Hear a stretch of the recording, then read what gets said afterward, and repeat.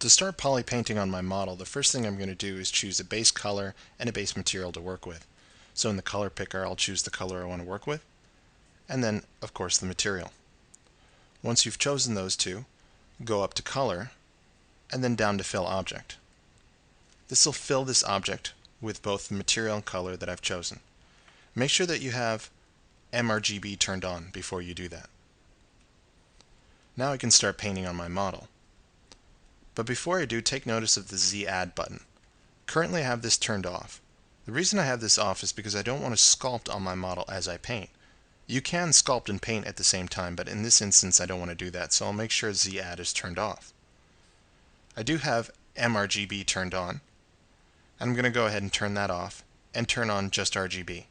Because in this case I don't want to paint with material and I don't want to sculpt on the model, I just want to add color information. So now let's get started. I'll change my stroke to something like the spray stroke, change my alpha, and then adjust my color a bit. Then I'll just simply paint on the model.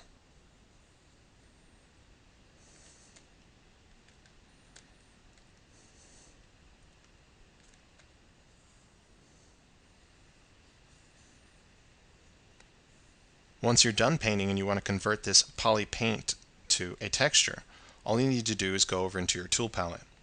You notice you have a texture pull down. Open that up, and then you notice that there's a button here that says Color to Texture. If you click on that, it'll convert this poly paint color over to a texture, which you can see over here on the left hand side. Now that this has been converted to a texture, we can't do any additional editing at this point by painting on the model.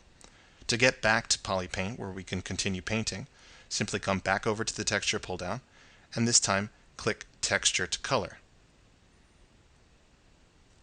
Now we can continue painting on our model.